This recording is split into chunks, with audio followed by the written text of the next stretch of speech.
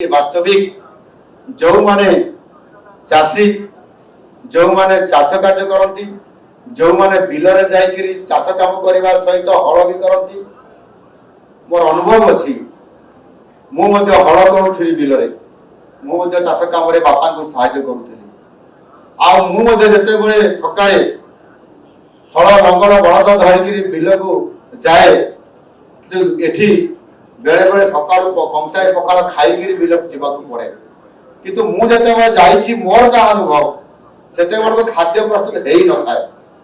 ये खाद्य प्रस्तुत है बेल को पखापाखि 8-9 पखापाखि हो जाए से बेल को माँ ना भौणी ये पखाल धरिकी से बिल को जी आ बिल हल को बंद करी बलद मान को विश्राम देकर हिड़ मझीरे हाथ मुह धोईक हिड़ मझीरे बसवा आउ माँ पाखर भौणी पाखर पखाल घर जा तैयारी आसिक खाइबा मन पड़ जा भास्कर भाई ये निश्चित भाव में जो खुशी आनंद आउ तो शक्ति मिले धैर्य और शक्ति जो दिए गोटे दिन हल कर मत दिन 2टा पर्यंत हल कर पानी आ पी ना धू खरारे किंतु जो पखाल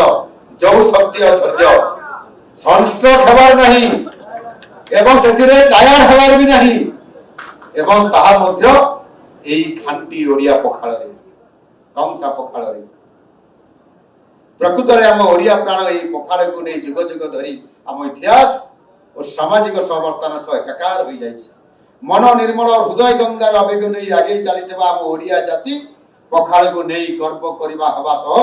ओडियातर प्रकाश आगो को प्रतिपादन करि पारिबो एथिरे संपूर्ण भाव में मोर विश्वास अछि शहरी चाकचक्य मध्य पखाल रे बासना दूर को चली जाइछि किंतु अनेक जगह रे गाँ गहणी मान करे पखाल गोटे मनीषर 3 बेलार ये आहार आम केन्दुझर मयूरभंज भास्कर भाई मन पड़ुथबो आमे 3 बेला केवल पखाल ही खाई थाउ सकाळे मध्य पखाल दिन बेले पखाल राति भी पखाल आ पखाल संगे आइटम सकाळे गोटे हेले दिन बेले हुए तो सही आइटम थाई परे राति रे हेले पुनी आ गोटे आइटम बदलिबो ये प्रकृत रे पखाल अति सरल पखाल हमको मने पकई दिए जे आनंद सर्वदा महंगा खाद्य रु आसेनी किबा कौन सी 5 स्टार होटल रु खाइबा को आसेनी प्रकृत आनंद निज घरे बसी कंसाए पखाल आउ साग भजा रे मिली थाए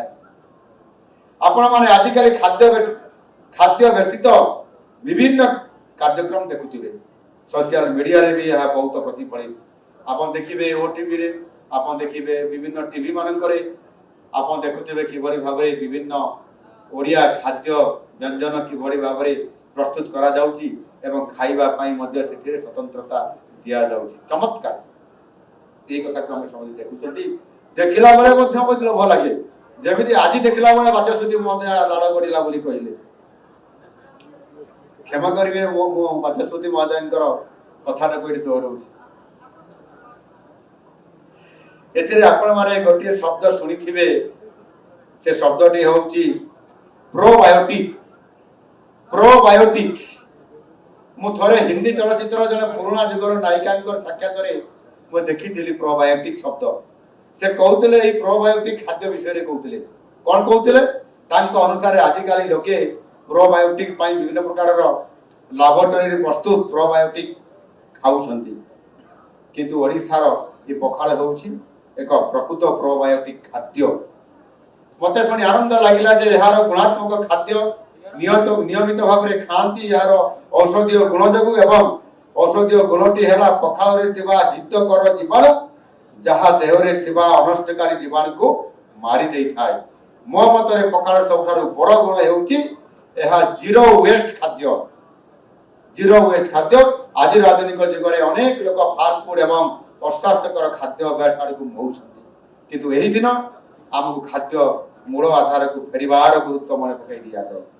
दिन थिला पखाल कहले गरीब लोकर खाद्य को जाउथिला किंतु आज प्रत्येक ओडियांकर हांडीशाल हेउ किबा तारका होटल जोठी मु आज आपण मानकर नाम नेली समुदाय आपनकर 80 टी होटल एवं रेस्टोरेंट रे आज से नामी दामी होटेल स्टार होटेल रे मध्य मु ए कथा मध्य आज देखिया पाई आज विश्वर कोण अनुकूल ओडिया माने पखार आनंद नौचंती ओडिया जाति पखाड़ भितर तार शांति को आज